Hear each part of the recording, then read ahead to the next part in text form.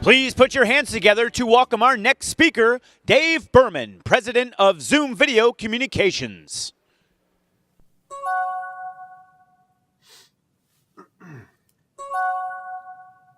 Hey, Paul. Thanks for being here on time. Paul? Hey, Paul, can you hear me? I can't hear you. I can hear you. Can you hear me? Hey, guys. Hey, Tyler. Sorry I'm late. Having a hard time connecting. 1 second. Paul's having a sound issue. I can't hear you. Try adjusting your output settings. Can you hear me? It's the gear icon. Tyler, are you on hotel Wi-Fi? Yeah, why?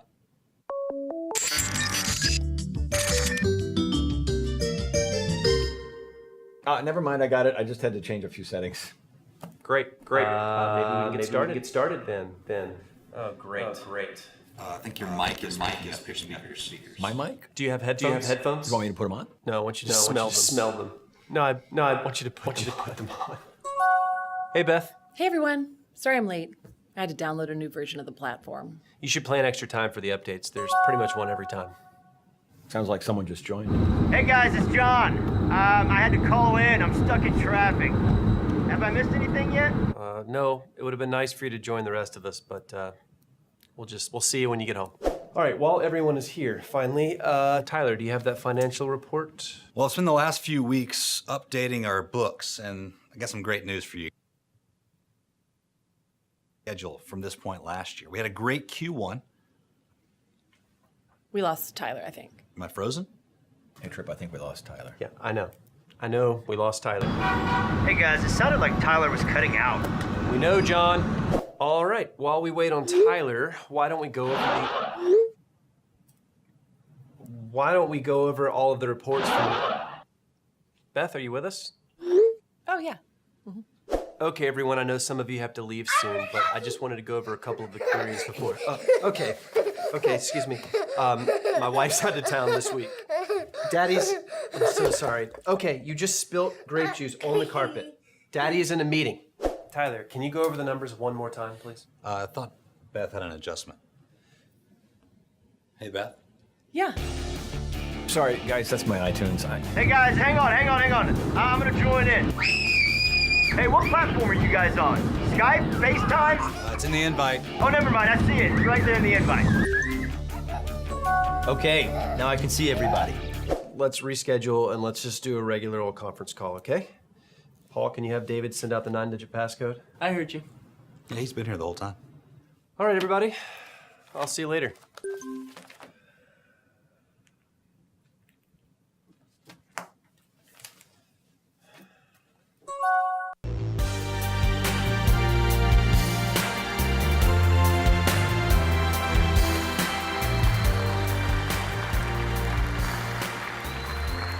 Welcome, everybody. It's absolutely awesome to be here. We gotta love those Trip and Tyler videos. Every time we put one up, we get millions of followers on it. And you know, you think about it, what people really enjoy about it is that it's just real. I mean, it's so close to the truth. And if you think about, the technology and how it's evolved over the last 10 to 20 years in the communication space, we've got obviously some significant challenges with the technology, but there's also cultural challenges. And these barriers make it really difficult for people to be productive, yet alone be happy at work. So today I want to talk about three things. One, I want to talk about some of the challenges that we're seeing out there. Also want to share some of the trends that we're seeing that are helping overcome these challenges. And finally, I want to share some real life examples of the happier workplace. So my fascination with video started back when I was a kid, and I was always into the Jetsons. My sister wanted to watch the Flintstones. We used to fight, whatever.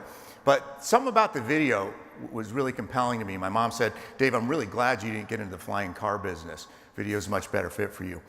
But I really didn't start getting serious about it till after college, and started reading Bill Gates' book, The Speed of Thought, and it talked about this placeless society. And how, because of the internet, people are getting able to live, work, and get educated in rural areas. And, really kind of hit home with me. And I was lucky enough to get a call from this pre-revenue startup that had no money and no customers. The company's name was ActiveTouch, but what they did have was this really cool product called WebEx.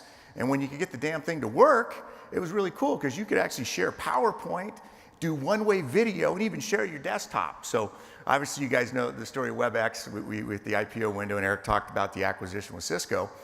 And when Cisco finally acquired us, I thought, hey, you know what? I think video is really going to take off, because there was some guy from Cisco using the Jetsons in his PowerPoint. So I thought this was a pretty good thing. But the reality was we could never get the stuff to work together. Their conference room stuff, I still think they're having troubles getting it to work. And the telepresence was a disaster. So, if you asked me 18 years ago, how many people, what percentage of the workforce do you think is going to be now working remotely, even just part of the time? I would have said I have no idea. We just got a study back. Anybody take a wild guess? What percent of the workforce now is working remote and just part-time? Throw out a number. 25, 18, 80, right here, 40s, 43%. Oops, hold on.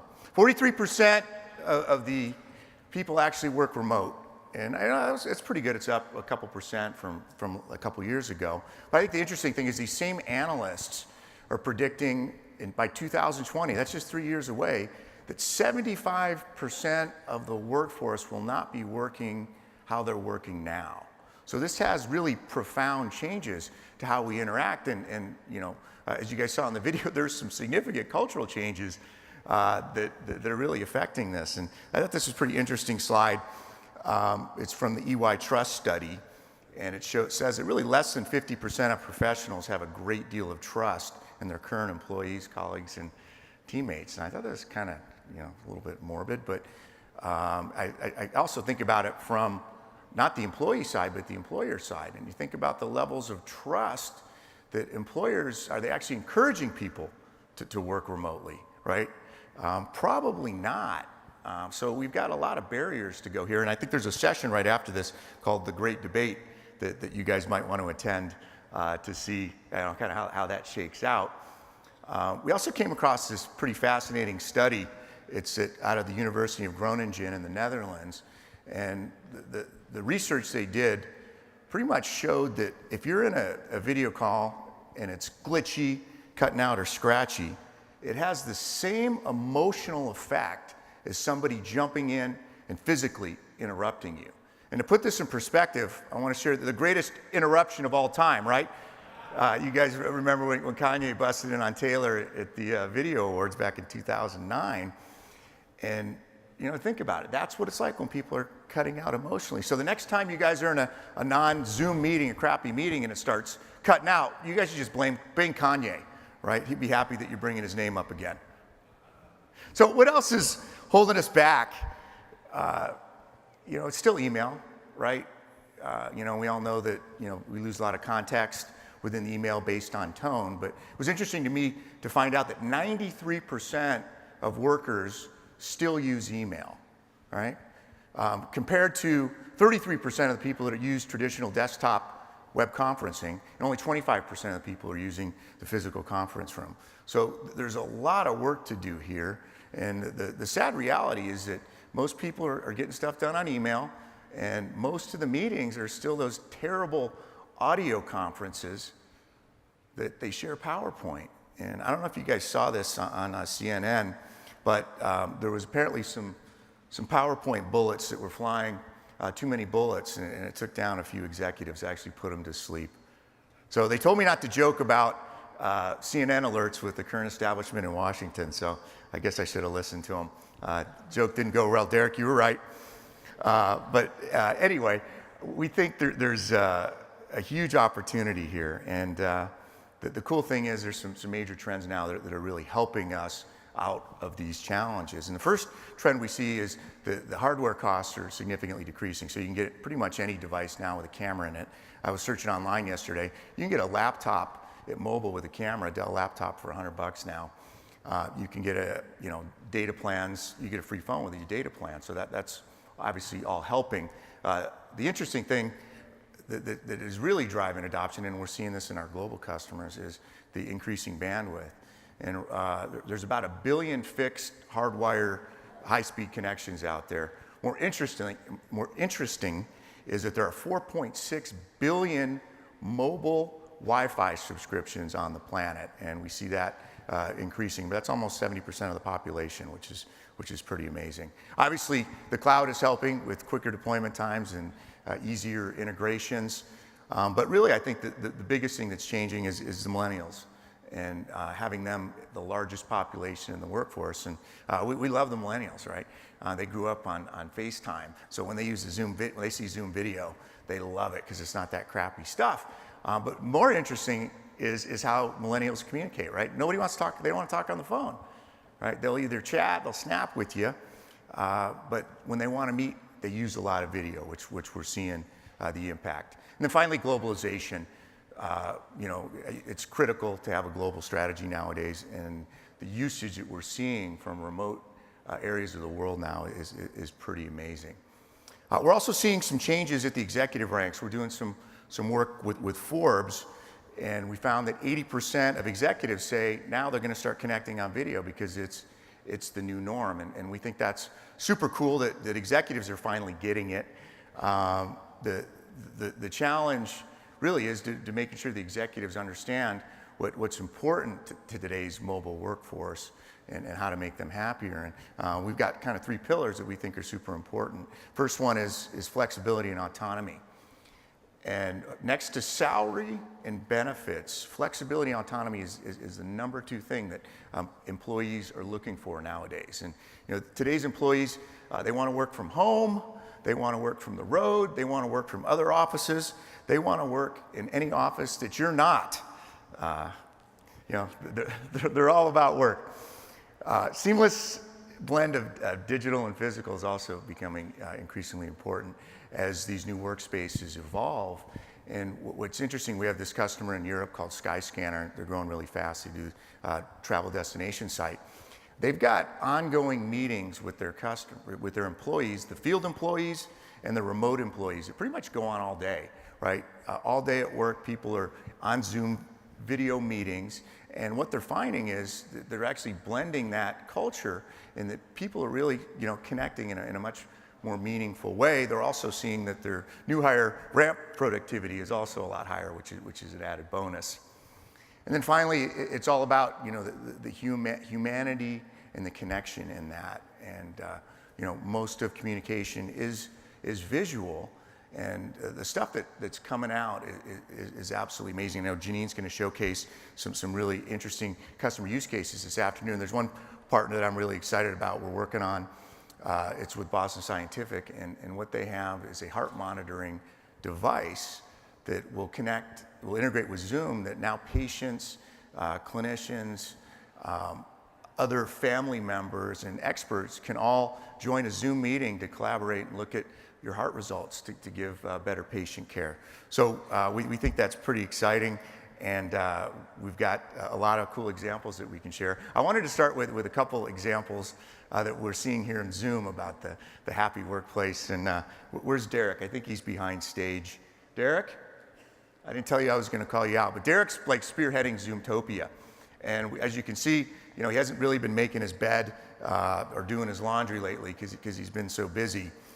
And I think he's been avoiding me because he got assigned to my PowerPoint presentation, and he's typical millennial. He won't call me back, but he'll IM out a brand new deck to me in a moment's notice. So obviously, you know, he wants that flexibility, but what's really impressive about Derek is he's actually blending the physical and the digital, because this is what he looks like when he meets with me, but when he meets with a customer, he's on Yo MTV Raps because he whips out his virtual background. So Derek, we got you, man. We appreciate everything you're doing. This is a real life example. I was in London last week, and this is Mike. He runs our partner team out there. And he was connecting with partners on top of the London Eye in London, which is the highest, what do you call it, Ferris wheel in Europe. And it's the thing they keep blowing up in all the Avenger movies.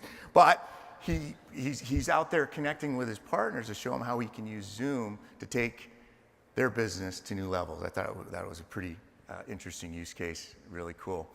And then I also wanted to share some of the stuff that our customers are doing from a thought leadership perspective.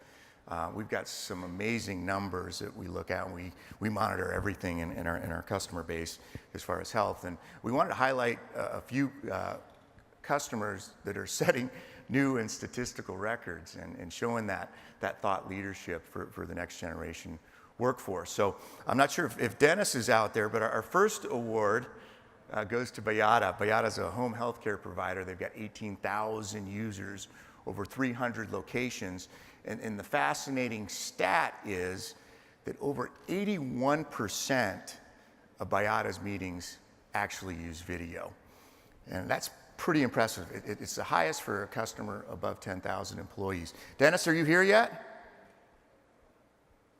Okay, I think, are you right there? Come on up here, man. Accepting the award is Dennis Malone. He's the manager for communications at Bayada. They've been a longtime Zoom customer, and Dennis is a great partner. He's also a pinball wizard. Come on up, there he is. How do you make the jump, bro? Come on up. So, we'd like to present you with this leadership award, Dennis, and appreciate everything you're doing for us from a customer and a friendship standpoint. Tell us, man, how do you get 81% of your users to turn on the camera? Well, I'll tell you, Zoom's been a fantastic product for us. It was really the right product at the right time for us, and it really, the adoption's climbed just because of the quality of the product. We wouldn't be here today if Eric didn't have that vision and put together such a solid product. So thank you to Zoom for everything you've done, everybody behind the scenes, because Zoom really works well for us. Excellent quality, as everybody probably knows, but it's just simple, easy to use, and adoption's just taken off because of it. Awesome. Thank you, Dennis. Here's your award. Thank you. These stairs right here. Go down. Our next award goes to probably the fastest growing technology company ever. When I first started talking with Uber about 2 years ago, they were opening up 2 new offices a week. And now Uber is the proud owner of the world record for the number of Zoom rooms. And I think they're probably opening up a new one as we speak. So I'd like to welcome Shobana Alawalia. She's the head of IT of Uber, to come on up.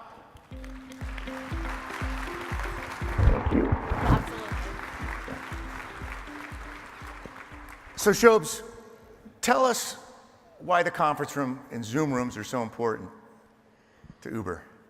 Well, Dave, we have over 15,000 employees in 400 plus locations. So it's a lot of collaboration we do worldwide. I was thinking about Zoom rooms because that's the most frictionless way we have of starting a meeting. And you know what? Even our execs can use it. So Zoom rooms, I think, where even the executives can start a meeting without help. And it's really important to the structure, to the fabric of who we are, how we collaborate, how we work, how we chat. So it really works well. It's been a fantastic partnership. Thank you so much. Thank you. Thank you for the partnership, Shobana. Awesome. Thank you so much. Our final award goes to enterprise software leader Oracle. Oracle's got the world record for number of Zoom minutes. And it's interesting because they're not deployed across all of Oracle yet. This is one group, and these guys are doing 94 million meeting minutes over the last quarter. And that's the same amount, that's the same distance from here to the sun in just 90 days. So accepting the award on behalf of Oracle is Paul Donnelly. He's the head of collaboration. Paul is in the UK and prepared a special message for us. Obviously, I'm very sorry that I cannot be with you all in San Mateo. I'm having to talk to you from sunny England. I'm delighted to accept this award that goes to Oracle for our ability to consume more meeting minutes than any other customer. Clearly, we have a very busy workforce, and Zoom is really helping us achieve Oracle's business goals, and in particular, the delivery of our own cloud services. So the figures are pretty amazing. We're really happy with them. We really love the one that says we have doubled the conference minutes compared to our previous conference service. So I'd just like to say thank you again for this award. I hope you all enjoy the conference, and I hope to see you all next year. Bye-bye. Cool. Thank you, Paul. So I had dinner with Paul last week, and he really wants to get this award next year again. So if anybody wants to start a little rivalry, I'm happy to throw something in the fire at you guys to spark that thing. Really, to wrap up, the era of the happy workplace is here, and as you guys are going to see from our presentations today, how committed and passionate we are about making technologies that really improve lives and make your users happy. So thank you guys so much for coming.